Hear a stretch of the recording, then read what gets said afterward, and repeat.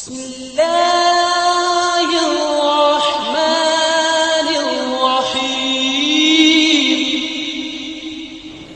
السلام علیکم سامعین، ہم ہر روز کئی فیصلے لیتے ہیں اور فیصلہ ہماری زندگی میں بہت معنی رکھتا ہے، ہماری ویلیو کو بڑھانے اور کم کرنے میں۔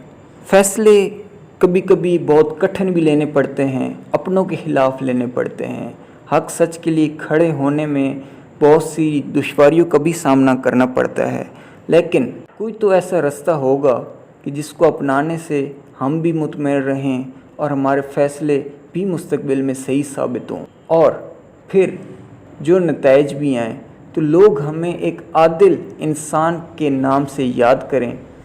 جی بالکل، آئیں چلتے ہیں ایک واقعے کی طرف جو کہ ایک سچی کہانی پر مبنی ہے، اور اس سے سیکھتے ہیں کہ ایسے فیصلے ہم کیسے کر سکتے ہیں۔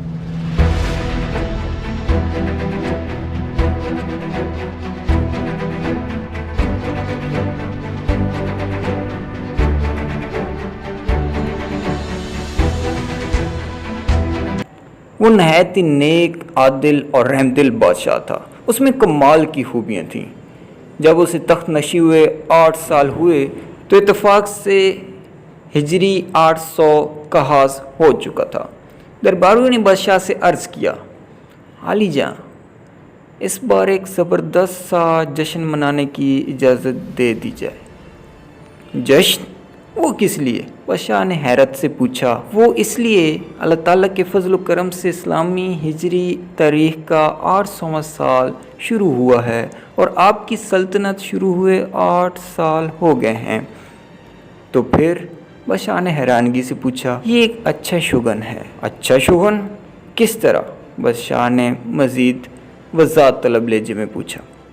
ہمیں امید ہے انشاءاللہ حضور کے خاندان میں سلطنت بھی 800 سال تک قائم و دائم رہے گی۔ بادشاہ اس طرح کی فضول کاموں سے دور رہتا تھا، لیکن درباریوں کی مخلصانہ درخواست پر دلوں کو قریب کرنے کے لیے ایک خاص حد تک جشن منانے کی اجازت دے دی۔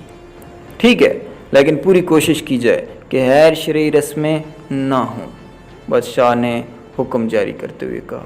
بادشاہ کی طرف سے اجازت ملنے کی دیر تھی کہ پوری سلطنت میں بڑی زبردست قسم کی چراغاں کی رسم کی گئی۔ اس خوشی میں تمام رعایا نے بڑھ چڑھ کر حصہ لیا۔ بادشاہ کا داماد ایک باوقار اور خوبصورت نوجوان تھا۔ اس کا اخلاق بہت اچھا تھا۔ اسی جشن کے دوران میں ایک مزدور اس کے ہاتھ سے مر گیا۔ جب بادشاہ کو پتہ چلا تو اس نے کہا، اسلامی قانون میں کمی اور امیر کا کوئی امتیاز نہیں۔ ہمارا داماد ہونے کی وجہ سے وہ عدالت کی سزا سے نہیں بچ سکتا۔ اسے پکڑ کر باوقار عدالت کے حوالے کر دو۔ بادشاہ کا حکم تھا، کس کی مجال تھی کہ وہ نہ مانتا۔ اسے گرفتار کر کے عدالت کے حوالے کر دیا گیا۔ باقاعدہ مقدمہ شروع ہوا تو جلدی گواہوں کے ذریعے ثابت ہو گیا کہ واقعی یہ قاتل ہے۔ قاضی نے مقتول کے ورثاء کو اس بات پر راضی کر لیا کہ وہ خون بہا لے لیں۔ یوں 22 اشرفیاں خون بہا کی رقم طے ہوئی۔ وارثوں نے صلح نامے پر دستخط کر دیے۔ جب معاہدہ مکمل ہو گیا تو آخری فیصلے کے لیے بادشاہ کے سامنے پیش کیا گیا۔ اس پر قاضی نے فیصلہ اس طرح لکھا ہوا تھا، عالی جہاں، میں مقدمے کی تحقیق اور گواہوں کے بیانات سے اس بات کی تصدیق کرتا ہوں کہ ملزم واقعی قتل کا مرتکب ہوا ہے اور اس پر حق قصاص اسلامی قانون کے مطابق جاری ہونا ضروری ہے، لیکن مقتول کے ورثاء جواب مدعی کی حیثیت سے ہیں، بغیر کسی دباؤ کے خون بہا لینے پر راضی ہیں۔ میں نے ورثاء کے مشورے سے 22 اشرفیاں خون بہا تجویز کی ہیں۔ آخری فیصلے کے لیے معاہدہ آپ کی خدمت میں پیش کرنے کی جسارت کرتا ہوں۔ جب یہ معاہدہ بادشاہ نے پڑھا تو کہا، اس میں کوئی شک نہیں کہ ورثاء راضی ہیں، لیکن حقیقت میں یہ فیصلہ بہت کمزور ہے اور ہمیں یقین ہے کہ اس میں اسے ہمارا داماد ہونے کی وجہ سے رعایت دی گئی ہے۔ ورثاء کا خیال ہوگا اس ہماری مہربانی سے بادشاہ احسان مند ہوگا۔ دوسری بات یہ کہ اس فیصلے کا یہ نتیجہ نکلے گا کہ شاہی خاندان کے افراد میں یہ حوصلہ آ جائے گا کہ وہ کمزور مزدور رعایا کو یوں ہی مار ڈالا کریں گے۔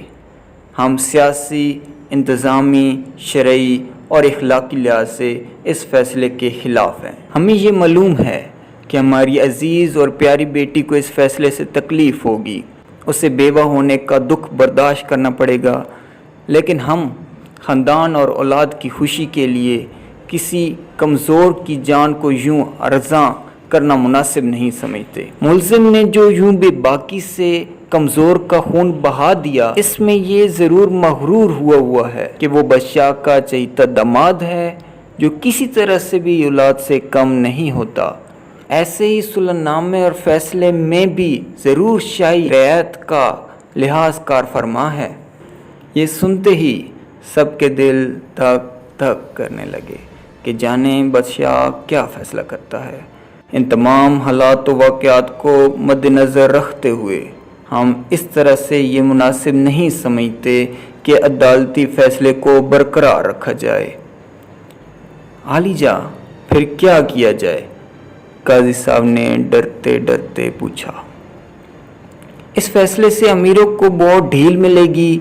ایک شاہی خاندان کے فرد کے لیے 22 اشرفیاں کوئی اہمیت نہیں رکھتی، لیکن ایک جان بہت قیمتی ہے، خواہ وہ مزدور ہی کی کیوں نہ ہو۔ اس لیے ہم عدالت کے اس فیصلے کو رد کرتے ہیں اور حکم دیتے ہیں کہ قاتل سے قصاص لیتے ہوئے پھانسی دی جائے۔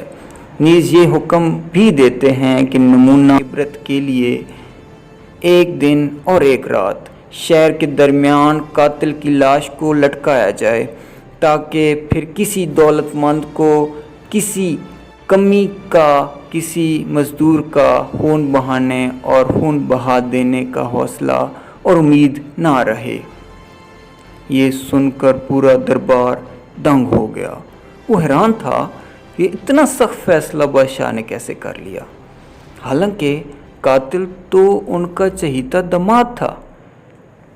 یہ فیصلہ کر کے بادشاہ مطمئن تھا۔ شاہی خاندان اور وزیروں مشیروں کی طرف سے بادشاہ سے بہت سفارشیں کی گئیں، لیکن بادشاہ نے اپنا آخری فیصلہ واپس نہ لیا، اور یوں آخرکار قاتل پھانسی پر لٹک گیا۔ جی، یہ عادل بادشاہ والی گجرات دکن سلطان احمد شاہ تھے۔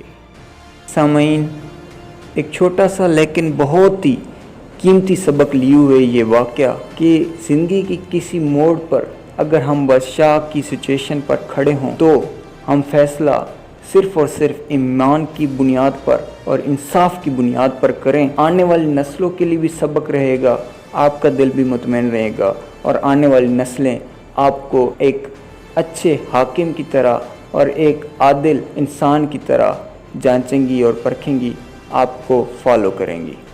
بہت شکریہ۔ اسی کے ساتھ اجازت، اللہ حافظ۔